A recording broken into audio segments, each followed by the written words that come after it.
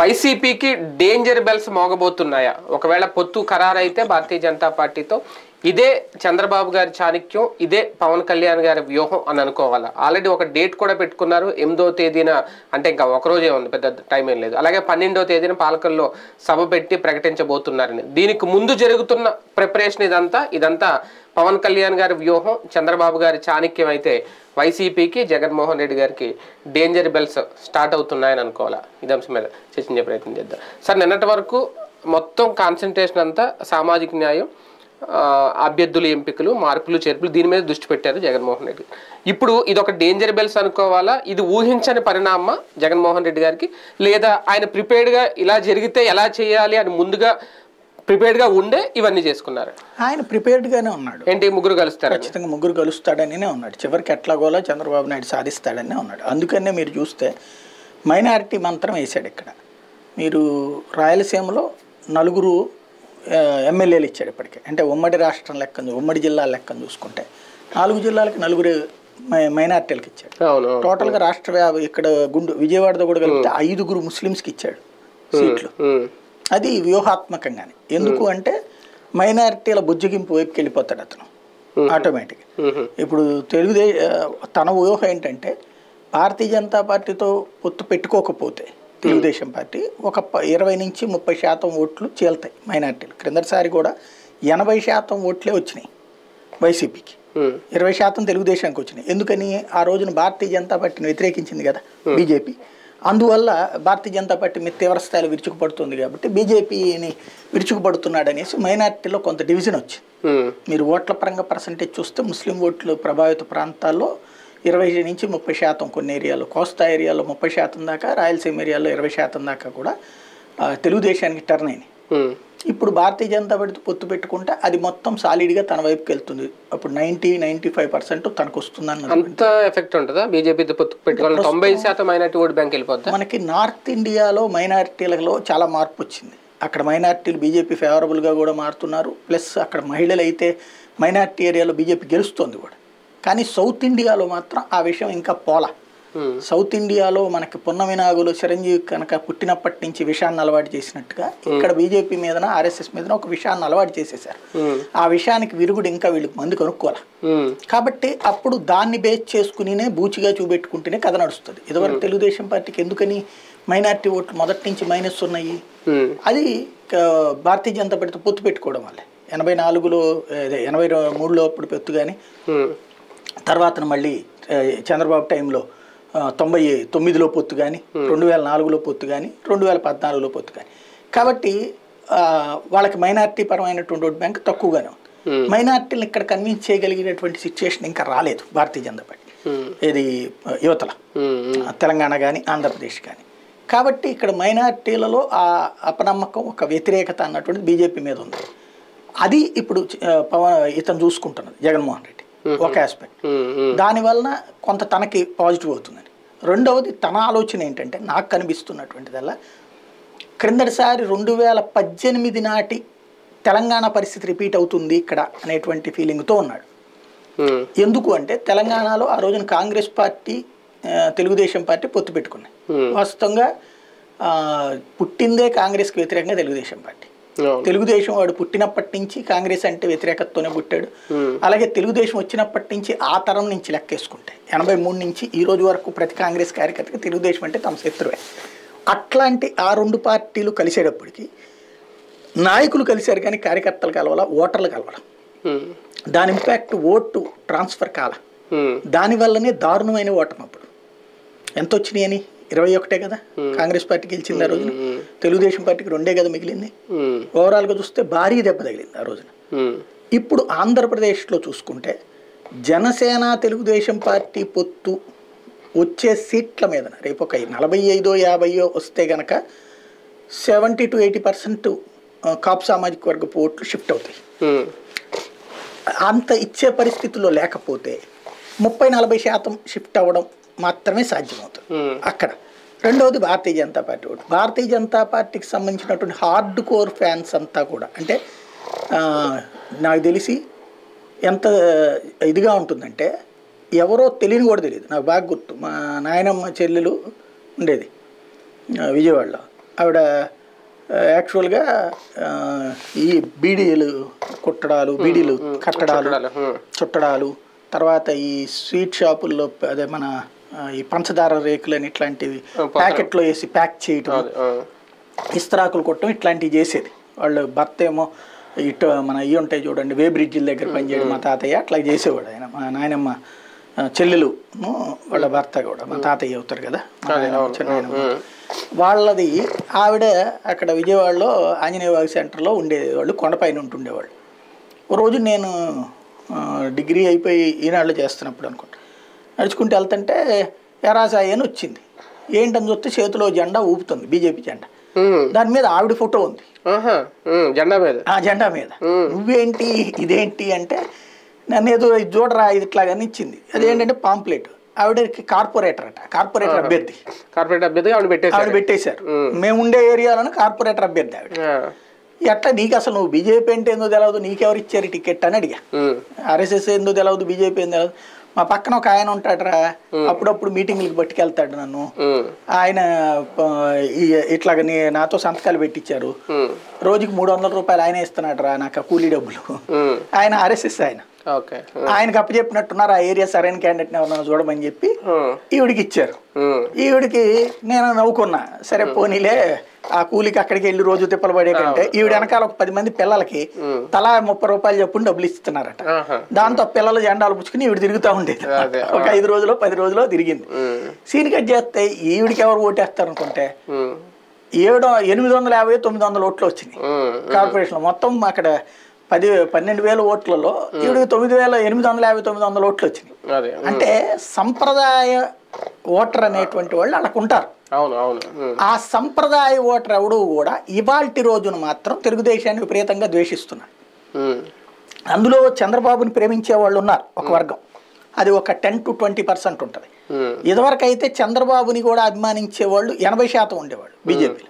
కానీ మొన్నటిసారి బాబు వర్సెస్ మోడీ అయ్యాక వ్యక్తిగతంగా మోడీని దూషించడం, బీజేపీతో బయటకు వచ్చేసి పాలసీ పరంగా విమర్శిస్తే వాళ్ళు కూడా తప్పట్టరు. లైక్ నితీష్ కుమార్ పాలసీ పరంగా వ్యతిరేకించాడు కానీ ఎప్పుడు వ్యక్తిగతంగా మోడీని నిందించరు.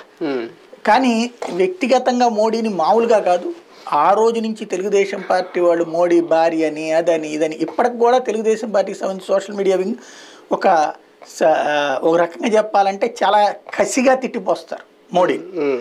అది భారతీయ జనతా పార్టీ అంటే నరనారాయణ ఫీలింగ్ ఉన్నటువంటి వాళ్ళకి అస్సలు నచ్చదు. వాళ్ళు ఇప్పుడు వైసీపీకి ఎగిపోవచ్చు నోటా కన్నా వేస్తారేమో కానీ వాళ్ళు తెలుగుదేశానికి షిఫ్ట్ గారు. అందుకని ఇప్పుడు అది ఎట్లా షిఫ్ట్ చేసుకోగలగాలి అంటే ఇక్కడ కూడా బలమైనటువంటి సీట్లు రావాలి భారతీయ జనతా. అట్లా ఇవ్వగలిగితే ఏమన్నా ఆలోచిస్తారేమో, లేకపోతే ఉండదు. ఇది మేబీ జగన్మోహన్ రెడ్డి ఆలోచన, అది కూడా అయ్యి ఉండొచ్చు. వైసీపీకి అన్న టెన్షన్ స్టార్ట్ అవుతుందా? వాళ్ళకి రావాల్సిన అంటే టీడీపీకి రావాల్సిన 10% ఓట్ బ్యాంకు ఈసారి చాలా ఈజీగా వచ్చేస్తుందేమో ఈ పొత్తు కనుక కుదిరితే. టెన్షన్ అయితే ఖచ్చితంగా ఉంది. కాకపోతే దానికి అది జరుగుతుందనే ముందు జాగ్రత్త చర్య తీసుకున్నాడు. ఇప్పుడు ఏంటి, తన దగ్గర నుంచి ఒక 5% 10% లాక్కోవాలని చంద్రబాబు నాయుడు అనుకుంటే, చంద్రబాబు నాయుడుకి ఏదైతే బేస్ ఓట్ బ్యాంక్ ఉందో బీసీ ఓట్ బ్యాంక్, ఆ బీసీ ఓట్ బ్యాంక్ ఇక్కడ జగన్ చిల్లు పెట్టాడు. కాబట్టి దాన్ని అసలు ఎందుకు అంత సీరియస్ గా తీసుకున్న డెసిషన్ అంటే అదే కారణం. తనకు రేపు పొద్దున బ్యాండ్ పడుతుందని టెన్షన్ చాలా ఉంటుంది. వాస్తవంగా ఇక్కడ ఒక రకంగా చెప్పాలంటే తెలుగుదేశం ఓటర్ ఏమో బీజేపీతో పొత్తు లేకుండా జనసేనతో ఉంటే బాగుంటుంది అనుకున్న వాళ్ళే 100కి 80 మంది. అదే సందర్భంలో భారతీయ జనతా పార్టీ ఓటర్ ఏమో 100కి 80 మంది తెలుగుదేశంతో పొత్తు లేకుండా ఒంటరిగా వెళ్తే బాగుంటుంది అనుకున్న వాళ్ళే 80%. అదే సందర్భంలో వీళ్ళిద్దరి ఫీలింగ్ ఎట్లుంటే భారతీయ జనతా పార్టీ ఒక్కటి బయట ఉండి తెలుగుదేశం జనసేన పొత్తు పెట్టుకుంటే బాగుండని కోరుకున్నటువంటి వాళ్ళు 100కి 90 మంది వైసీపీ వాళ్ళు. అలాగని టీడీపీతో పొత్తు ఇష్టం లేని జనసేనలు కూడా ఉన్నారు. అది జనసేనలో ఉంటుంది. నేను అనేది వీళ్ళకి సంబంధించింది. వైసీపీ ఆలోచన అయితే తెలుగుదేశం జనసేన పర్లేదు కానీ భారతీయ జనతా పార్టీ కలవకూడదని కోరుకున్న వాళ్ళు 100కి 80 90 మంది ఉంటారు. కాబట్టి వాళ్ళ ఆలోచన ఆల్టర్నేటివ్ మిస్ అవుతారు కలవడం వల్ల. ఆల్టర్నేటివ్ మిస్ అవుతారు. రెండవది ఏంటంటే ఇప్పుడు చూస్తా బీజేపీని తిట్టలేరు వీళ్ళు.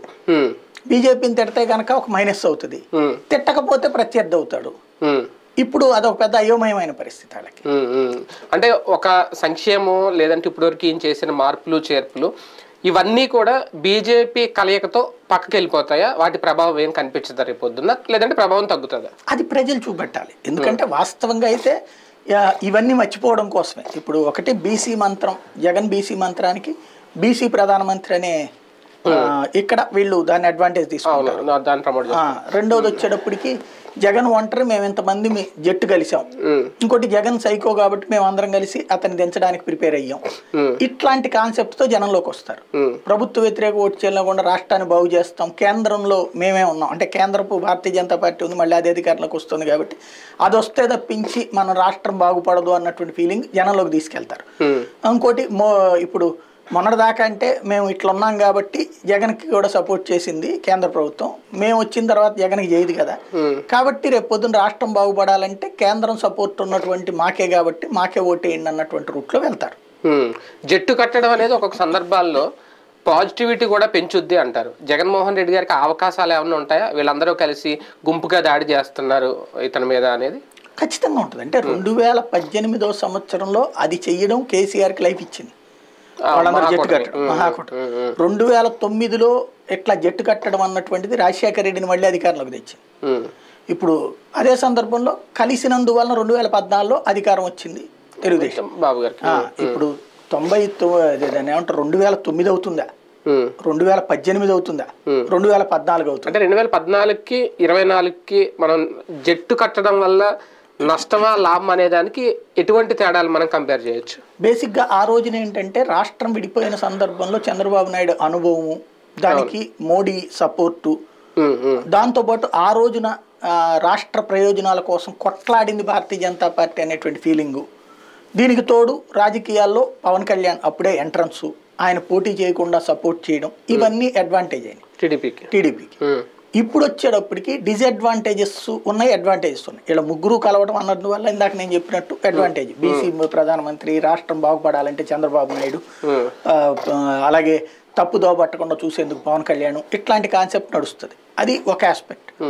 రెండవ ఆస్పెక్ట్ ఏముంటుంది అంటే, మైనస్ ఆస్పెక్ట్ ఏముంటుంది అంటే, చంద్రబాబు నాయుడు పాలన మొన్ననే చూశారు, ఇదేదో 25 ఏళ్ల క్రితం లేదు, మొన్ననే చూశారు. అది అద్భుతంగా ఉంటే 23 సీట్లకు పడిపోదు. అంత 23 సీట్లకి, అది కూడా ఏకంగా 10% మైనస్ ఓట్లని పొందినటువంటి పార్టీ ఇవాళ కొత్తగా ఏం పాయింట్, ఓన్లీ మోడీని పవన్ని చూసేసుకుని ఓట్లు వేయాలి తప్పించి వాళ్ళ నుంచి స్పెషాలిటీ ఏముంది అంటే రాష్ట్రం బాగాలేదు. అది జనం నమ్ముతున్నారా? అలా నమ్మితే మున్సిపాలిటీలు, కార్పొరేషన్లు, జెడ్పీటీసీలు, ఎంపీటీసీలు, బై ఎలక్షన్స్ ఇన్నిట్లలో ఇంత భారీ విజయం రాదు. అయితే ఎడ్యుకేటెడ్లో ఒక వ్యతిరేకత ఉంది, దానికి సాక్ష్యం ఎమ్మెల్సీ ఎన్నికల్లో ఓటమి. కాబట్టి ఇక్కడ రెండుగా డివైడ్ అయ్యే పరిస్థితి ఉంటుంది. ఎట్లా అంటే పట్టణ ప్రాంతాల్లో వ్యాపార, వాణిజ్య, పారిశ్రామిక వర్గాలలో ఇటు వీళ్ళకి పాజిటివ్నెస్ వస్తుంది. అదే సందర్భంలో సంక్షేమ పథకాల మీద ఆధారపడ్డటువంటి పేదలు, బీసీ, ఎస్సీ, ఎస్టీ ఆయా వర్గాల్లో జగన్కి ఫిర్చింగ్ అవుతుంది. ఆ విధమైనటువంటి సీట్ చేంజింగ్ అనేది నడిచే అవకాశం ఉంటుంది. కానీ 2014లో అప్పుడు ఇంకా మోడీ అధికారంలోకి రాలేదు, అప్పుడు ఒక ప్రయత్నమే. అలాంటప్పుడే పాజిటివ్గా మారి తెలుగుదేశం పార్టీ అధికారంలోకి వచ్చింది. ఇప్పుడు 10 ఏళ్ళు మోడీ పరిపాలన చూశారు, అప్పటితో పోలిస్తే ఖచ్చితంగా పాజిటివిటీ రేటు ఎంతో కొంత ఉంటుంది, అది పెరిగే అవకాశం. అది వైసీపీకి ఎందుకు నష్టం కాదు, టీడీపీకి ఎందుకు ప్రయోజనం కాదు? ఎందుకు వచ్చిందంటే దాని సమస్య, ఆ మోడీ చేసిన అభివృద్ధిని ఆంధ్రప్రదేశ్లో ప్రజలకి ఏమీ తెలియనియకుండా విష ప్రచారం చేసిన వాళ్ళల్లో హయ్యెస్ట్ ఉంది తెలుగుదేశం వాళ్ళు. తెలుగుదేశం ఓటర్లలో 100కి 70-80% మంది మోడీ రాష్ట్రానికి ఏమైనా చేశాడంటే నమ్మరు, ఆనోడు చేశాడని కూడా నమ్మరు. వాళ్ళకి వాళ్ళే బీజేపీ మీద విషం చిమ్ముంచారు. ఇప్పుడు వాళ్ళు అర్జెంటుగా వాళ్ళు పొత్తు పెట్టేసుకున్నారు కాబట్టి రాష్ట్రానికి చేస్తాడని ఎట్లాగా మారిపోతుంది ప్రాక్టికల్. అంటే ప్రాంతీయ పార్టీలు రాజ్యమేలా ఆంధ్రప్రదేశ్ లాంటి రాష్ట్రంలో ఎప్పుడు ఒక జగన్నో ఒక చంద్రబాబునో చూస్తారు తప్ప మోడీ మీద కూడా ప్రజలు అంత ద్వేషం పెంచుకుంటారా? పెంచారు కదా. ఇప్పుడు పాజిటివ్ ఉంటే కనుక క్రిందటిసారి అట్లా ఓట్లు రాకూడదు కదా, మధ్యలో వచ్చినాయి. అది కూడా తెలుగుదేశం పోటీ చేయకపోబట్టి, తెలుగుదేశం వాళ్ళు ఇండైరెక్ట్గా లోకల్ ఏరియాల్లో సపోర్ట్ చేయబట్టి కదా. డైరెక్ట్గా కనుక భారతీయ జనతా పార్టీకి ఎంత వచ్చింది? 4.5% ఓట్లు వచ్చినాయి. మోడీ ఇంపాక్ట్ అది పెరిగింది ఇక్కడ ఆంధ్రాలో. కానీ ఇక్కడ రోజు కూడా కేంద్రం ఇక్కడ రాష్ట్రానికి చేసినటువంటి డెవలప్మెంట్ యాక్టివిటీస్ని సరిగ్గా ప్రచారం, ఇప్పుడు జగన్ చేసిన దానికి ఉండే ప్రచారం 100కి 300 రెట్లు ఉంటుంది. అంటే తను ఇచ్చింది 15 లక్షల ఇళ్ల పట్టాలు, కానీ 30 లక్షలు అని చెప్తాడు. టోటల్గా అప్రూవ్ చేసిందే 20 లక్షలు కేంద్రం, 30 లక్షలు ఎక్కడ ఇచ్చారు కానీ చెప్తారు కదా. అట్లాగే రోడ్లు కానీ ఇవన్నీ కేంద్రం వేసినాయే కదా, కానీ అవన్నీ జగన్ వేయించాడనే చెప్తారు కదా. అంటే ఒకటి చిన్న పాయింట్ ఏంటంటే మీరు అన్నట్టు భారతీయ జనతా పార్టీ మీద విషప్రచారం చేసినా వీళ్ళు చెప్పుకోలేకపోయినా కొన్ని కామన్ గా ప్రజలకు తెలుసుకునే కొన్ని ఉంటాయి. ఫర్ ఎగ్జాంపుల్ ఆరోగ్యశ్రీలో ఆయుష్మాన్ భవ్ అనేది ఉంది, ఇప్పుడు చాలా చోట్ల బోర్డులు కూడా పెట్టేశారు హెల్త్ సెంటర్ దగ్గర, అది ప్రజలకు తెలుసు. ఈవెన్ రేషన్ బియ్యంలో కూడా ఇది మోడీ బియ్యం అంట, మోడీ బియ్యం ఇచ్చారు, జగన్ బియ్యం రావాలని చెప్పి జనాలు అనుకుంటున్నారు. బయట ఇంటికి వెళ్ళి రేషన్ వెహికల్ వచ్చిన అది చెప్పక్కర్లేదు, అది జనాలకు తెలుసు. అలాగే కొన్ని ఉన్నాయి రోడ్ల విషయంలో కానీ ఇప్పుడు అయోధ్య విషయం అదేదో జగన్ చేశారో చంద్రబాబు చేశారని ఎవరు అనుకోరు, అది ఖచ్చితంగా మోడీ క్రెడిటే. ఒక కాశ్మీర్ అంశం కానీ ఇలాంటి కొన్ని ఉన్నాయి కదా మోడీ మార్కు. ఈ 10 ఏళ్ళు ఇవన్నీ మోడీ మార్కులే కదా, ఇదంతా ఉండదా నేను అనేది, అది పాజిటివ్ గా మారదా? ఇండివిజువల్ గా భారతీయ జనతా పార్టీ పోటీ చేస్తే అది ఎంతో తెలుస్తుంది. ఇప్పుడు అయోధ్య అంశము తర్వాత అనేది మన కాశ్మీర్ అంశం తర్వాత జరిగినటువంటి, అంటే అయోధ్య అంటే మొన్న ప్రారంభం, కానీ అయోధ్యది కోర్టులో గెలిచేసిన తర్వాత జరిగినటువంటి కదా, కోర్టులో పాజిటివ్ వచ్చేసిన తర్వాతనే కదా జరిగిన ఎన్నికలు, అవలేదు కదా, ఇది సక్సెస్ కాలేదు కదా స్థానిక ఎన్నికల్లో కానీ. అంటే మనకి ఇంకా కులగుల అంటే ఇది కూడా రైతు భరోసా నేను చెప్పాను, అది కూడా మోడీ ఏసీ డబ్బులు సెపరేట్ గా పడుతున్నాయి కాబట్టి జనాలు క్లియర్ గా తెలుసు పిఎం కిసాన్ యోజన మాకు సెపరేట్ గా పడుతుందని, అంటే తీసుకునే వాళ్ళకి అయితే తెలుసు, ప్రచారం చేసినా చెప్పాను. అవన్నీ ఇంపాక్ట్ అవ్వవా? వాళ్ళు ఓటు వేయాలనుకోవట్లేదు కదా, ఇయ్యాలనుకుంటే గనక మాకు 6,000 వేసాడని ఓటు వేయాలా, 7,500 అంటే ఇండివిజువల్ గా చేస్తే వేరేమో, ఇప్పుడు కలిసారు కాబట్టి అది బాబు గారికి ప్లస్ అవ్వదా అంటున్నాను నేను. అదే అనేది, అట్లాగైతే గనక మొన్ననే ఇండివిజువల్ గానే రానప్పుడు ఇప్పుడు బాబు గారికి ప్లస్ ఎట్లా అవుతుంది అనేటువంటి, అంటే అవన్నిటినీ కూడా లేదని చెప్పి ప్రచారం చేసింది తెలుగుదేశం ఇప్పటిదాకా. అసలు మోడీ ఆంధ్రాకి ఏం చేయలేదు, అన్యాయం చేశాడని ప్రచారం చేసింది ఇప్పటికి కూడా. అమరావతి నాశనం చేశాడు, లేకపోతే పోలవరం నాశనం చేశాడు, లేకపోతే గనక దాని పేరు స్టీల్ ప్లాంట్ అంటూ ఇవన్నీ నెగిటివ్ ప్రచారం చేసుకొచ్చింది వైసీపీ వాళ్ళు. బీజేపీ మీద నెగిటివ్ ప్రచారం చేసింది 5 నుంచి 10% కూడా ఉండదు మోడీ గవర్నమెంట్ మీద, 5 నుంచి 10% కూడా ఉండదు. కానీ తెలుగుదేశం ఓటర్లకి మాత్రం 100కి 95 మందికి మాత్రం మోడీ గురించి నెగిటివ్ ప్రచారమే చేశారు. మీరు చెప్పింది ఏ ఒక్కటి కూడా మోడీ వల్లని వీళ్ళు మాట్లాడరు, వీళ్ళు మాట్లాడరు. వాళ్ళు అకస్మాత్ ఇప్పుడు వాళ్లే కదా కలుస్తోంది, జనాలకు తెలియదా? పూర్తి జనాలకు తెలిసినా కూడా ఇక్కడ బాబు కంటే మోడీ గొప్పోడు అనుకునేటట్టయితే మోడీకే వచ్చాయిగా ఓట్లు బేసిక్ గా. ఇక్కడ ఇది ఎట్లా ఉందంటే మన రాష్ట్రంలో పరిస్థితి, మోడీ కావాలి కానీ మనవాడికి తోడుండాలి. అంటే ఇక్కడ మోడీ వద్దు, అది కేంద్రంలో మోడీ కావాలి, అది ఇక్కడ మనవాళ్ళే కావాలి. అట్లాంటి సిచ్యుయేషన్ లో ఏముంటది. అదే సందర్భంలో మధ్యతరగతి ఎగువ మధ్య తరగతి మాత్రం తెలుగుదేశం టర్న్ అవుతారు ఖచ్చితంగా. ఈ ఇంపాక్ట్ బీజేపీతో కలవడం వల్ల నేను ఇందాకనే చెప్పినట్టు పట్టణ ప్రాంతాలు ఎడ్యుకేటెడ్ తటస్థ ఓటర్లు ఇటు తెలుగుదేశం కూటమి టర్న్ అయ్యే అవకాశం ఎక్కువ ఉంటుంది. ఈ హార్డ్ కోర్ తెలుగుదేశం ఓటర్ ఉంటారు చూడండి గ్రౌండ్ లెవెల్, అక్కడ అంత తొందరగా షిఫ్ట్ కాకపోవచ్చు. దేశం అంతా చాలా రాష్ట్రాల్లో దీర్ఘకాలిక వ్యూహాలతో వెళ్లే భారతీయ జనతా పార్టీ దక్షిణాదిలో లేదంటే ఆంధ్రప్రదేశ్లో దానికి ఎగ్జంప్షన్ ఇస్తోందా, మినహాయింపు ఇచ్చి ఇమీడియట్ ప్రయోజనం చూసుకొని పొత్తుకు రెడీ అవుతుందా? వాస్తవంగా ఇవాళ ఈ పొత్తు సంగతి ఏందో తేలితే గానీ చెప్పలేము. యాక్చువల్గా అయితే ఇక్కడ అసలు పట్టించుకోలేదు ఇన్ని రోజులు. ఇప్పుడు ఇవాళ మాత్రం మాట్లాడుతోంది. మేబీ వాళ్ళకి రేపు 9వ తారీఖున వాళ్ళ పార్లమెంటరీ పార్టీ మీటింగ్ ఉంది. అప్పట్లోపు ఈ పొత్తులు ఇదంతా ఫైనల్ చేసుకుని లిస్టుల అనౌన్స్మెంట్ అనేది 9 తర్వాత కంటిన్యూగా పెట్టబోతున్నారు. అందుకోసం ఇప్పుడు ప్రిపేర్ అవుతున్నారు. దాంట్లో చిట్ట చివరిగా ఇక్కడికి పిలుస్తున్నారు. కాబట్టి భారతీయ జనతా పార్టీ దేశవ్యాప్తంగా దానికి ఉంది. కానీ దక్షిణాదిలో మాత్రం తమిళనాడు, కేరళ, ఆంధ్రప్రదేశ్ ఈ 3 చోట్ల ఉనికి సమస్య అయింది. అదే సందర్భంలో తెలంగాణ మొన్ననే పుంజుకుంది. ఇది 2018లో కూడా 2019లో పుంజుకుంది. ఇప్పుడు ఇంకొంచెం పుంజుకుంది. దాని మీద ఒక నమ్మకం ఉంది. తమిళనాడు మీద కూడా నమ్మకం పెరిగింది అన్నామలై యాక్టివిటీ వల్ల. కేరళ, ఆంధ్రప్రదేశ్కి సంబంధించి ఇంకా బేస్ రాలా. ఎందుకు అంటే అక్కడ కేరళలో ప్రాంతీయ పార్టీలు కూడా ఏమీ లేవు. కాబట్టి అక్కడ 2-3 జాతీయ పార్టీలే, కమ్యూనిస్టులు జాతీయ పార్టీని, కాంగ్రెస్ జాతీయ పార్టీని, బీజేపీ జాతీయ పార్టీ. అక్కడ బలమైనటువంటి బేస్ లేదు.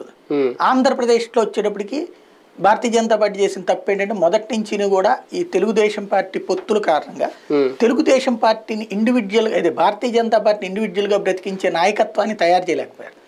అట్లా తయారైనటువంటి సోమవీర్రాజుని తీసి పక్కన పెట్టడంతో అది కాస్త పెద్ద మైనస్ అయింది. అంతకుముందు ఉన్నోళ్ళు ప్రతి ఒక్కళ్ళు కూడా చంద్రబాబు ప్రాపకం సంపాదించాలనుకున్న అధ్యక్షులే తప్పించి ఇండివిజువల్గా భారతీయ జనతా పార్టీని డెవలప్ చేయాలని అనుకోలేదు. అట్లా అనుకున్నటువంటి సోమవీర్రాజుని పక్కన పెట్టడం, ఆ తర్వాత ఇప్పటికి అధిష్టానం వైపే చూడడం తప్పించి సొంతగా పార్టీకి సంబంధించి వాళ్ళు చెప్తే చేయడం తప్పించి సొంతగా మనం ఇండివిజువల్గా గెలవాలన్నటువంటి కసితో ఇటు పక్కన పురంధేశ్వరి కూడా కనిపించకపోవడం అన్నటువంటిది వాళ్ళకి మైనస్. అంటే ఒక రకంగా చెప్పాలంటే బలమైన నాయకత్వాన్ని తయారు చేయడంలో విఫలమైంది భారతీయ జనతా పార్టీ ఆంధ్రప్రదేశ్లో. అలాగే విఫలమవడం వెనకాల ఇక్కడ ఉన్నటువంటి స్వార్థపర శక్తులు, చంద్రబాబు బాగుండాలి అని కోరుకునేటువంటి భారతీయ జనతా పార్టీలోని మేకవన్నె పులులు ఉన్నాయి. అది భారతీయ జనతా పార్టీలోనే పుట్టి పెరిగినటువంటి వాళ్ళు కూడా చంద్రబాబు కోసం, చంద్రబాబు ప్రాపకం కోసం భారతీయ జనతా పార్టీ నాశనం చేస్తూ వచ్చారు.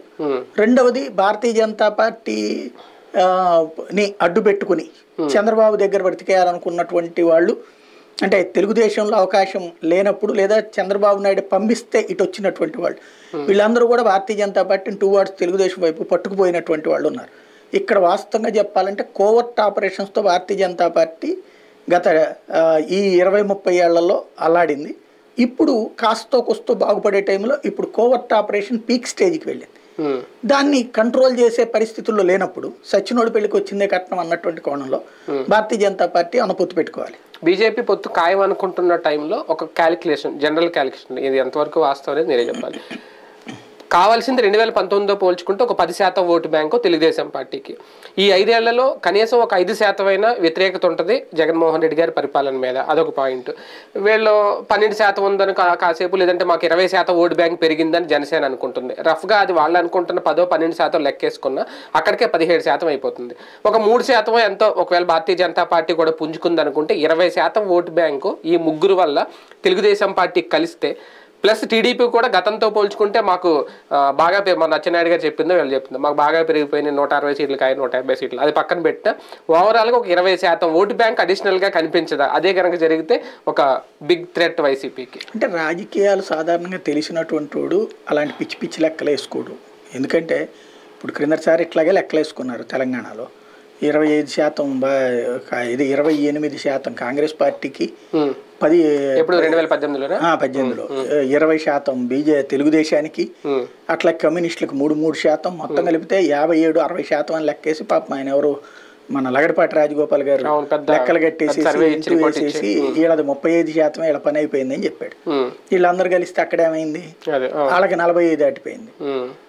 అట్లాగా రాజకీయాల్లో 2 రోజులు ఎప్పుడు 4 కాదు. బేసిక్గా తెలుగుదేశం చిన్న లాజికల్ పాయింట్ ఏంటంటే కాంగ్రెస్ పార్టీ ఓటర్ వైసీపీకి టర్న్ అయ్యారు. కాంగ్రెస్ ఓటర్ బీజేపీని అంతగా అబ్జర్వ్ చేసుకోడు, బీజేపీ ఓటర్ కాంగ్రెస్ని అబ్జర్వ్ చేసుకోడు. Number 1 aspect. తెలుగుదేశం పార్టీని కూడా యాక్సెప్ట్ చేసుకోడు వాడు కాంగ్రెస్ ఓటర్. ఇక్కడ ఆ ఓటరే వైసీపీకి వెళ్ళిపోయాడు. ఇవాళ వాళ్ళు 2014లోనూ వైసీపీకి వేశారు 45%. అది 2019కి వచ్చేప్పటికి 50 అయింది. ఎందుకని? తటస్థ ఓటర్ బీజేపీ ఓటర్ కూడా అటుకు రావడం, జనసేన ఓటర్ కూడా అటు రావడం అందువల్ల అటు వచ్చింది. ఇప్పుడు అయితే గీతే జనసేన ఓటర్ వెనక్కి వెళ్ళిపోవాలా, బీజేపీ నుంచి వచ్చిన ఓటర్ వెనక్కి వెళ్ళిపోవాలి. ఈ పొత్తు నచ్చితే వీళ్ళు ఇచ్చే సీట్లను బట్టి ఉంటుంది. నచ్చకపోతే మళ్ళీ ఇటు ఓట్లు అటుకు వెళ్ళిపోతాయి వైసీపీ. 2019లో ఎందుకు జగన్కి అన్ని సీట్లు వచ్చినాయి? నా అంచనా ప్రకారం 120-130 రావాలి. ఎందుకు 20-30 ఎక్స్ట్రా వచ్చినాయి అంటే భారతీయ జనతా పార్టీ ఎట్లాగూ గెలవదు, ఎట్టి పరిస్థితుల్లో చంద్రబాబు గెలవకూడదు అన్నటువంటి కసితో 2018లో తెలంగాణలో కానీ 2019లో ఆంధ్రప్రదేశ్లో కానీ బీజేపీ ఓటర్లు సాలిడ్గా తీసుకెళ్ళేశారు. అక్కడ కేసీఆర్కి, ఇక్కడ జగన్కి. అట్లాగే జనసేన ఓటరు అది తెలంగాణలో లేదు కానీ ఆంధ్రప్రదేశ్ పరంగా చూసుకుంటే ఎప్పుడైతే పొత్తు లేదు అంటే తమ పెట్టుకున్న కమ్యూనిస్టులు బీఎస్పీతో పొత్తు అనుకున్నారో అప్పటికి పవన్ కళ్యాణ్ తెలుగుదేశం పార్టీ అవమానించి చివరిలో సర్దుకునే ప్రయత్నం చేసింది. కానీ అప్పటికి వాళ్ళల్లో వచ్చినటువంటి అసంతృప్తి ఏదైతే ఉందో వాళ్ళు గంపగొత్తగా ఇటు పక్కకేశారు. అందుకే కదా పవన్ కళ్యాణ్ ఆ తర్వాత మీటింగులు పెట్టి మీలో నాకెంతమంది ఓటేశారంటే చేతులు ఎత్తిన వాళ్ళు ఎంతమంది అంటే ఏంటి, ఎవరికి వేసారు, జగన్కి వేసారంటే అవునని నేనే చేతులు ఎత్తారు కదా అంటే అర్థం ఏంటి, వాళ్ళకి ఆ పొత్తు నచ్చల. ఇప్పుడు కూడా పొత్తు ఆ ఇచ్చే సీట్ల మీద ఆధారపడి ఉంటుంది. ఒకటి గనక ఒక 7-8 స్థానాలు గనక పార్లమెంట్ స్థానాలు బీజేపీకి ఇచ్చారనుకోండి, ఖచ్చితంగా ఓట్ షేరింగ్ మొత్తం బీజేపీ ఇటుకు పడుతుంది. 100కి 80-90% పడుతుంది. అదే ఒక రెండో మూడో అనుకోండి, భారతీయ జనతా పార్టీ వాళ్ళు పోటీ చేసే చోట మాత్రమే బీజేపీ ఓటర్ అటుకేస్తాడు, వాళ్ళు ఇటు వేసేస్తారు లేదా నోటాకేస్తారు. అట్లాగే జనసేన సేమ్. దానికి కనుక ఒక 50 ఇచ్చినాయి అనుకోండి, ఇటు కాపు సామాజిక వర్గం ఓట్లన్నీ టర్న్ అయ్యి ఈ కూటమికి పడతాయి. ఒక 15, 20, 25 ఇచ్చారనుకోండి, కనీసం 50% ఓటు అయితే నోట లేతే జగన్కి వెళ్ళిపోతాయి. ఈ రూట్లో ఉంటుంది ఓవరాల్గా. ఇంకొకటి, జనసేన ఓటరు తెలుగుదేశం నుంచి డివిజన్ అవుతారు ఎక్కువ. Very simple logic. జగన్ని నమ్మేవాడు పవన్ని నమ్ముతాడా? పవన్ అభిమానిస్తాడా? పవన్ అభిమానించేవాడు జగన్ అభిమానించడు కదా.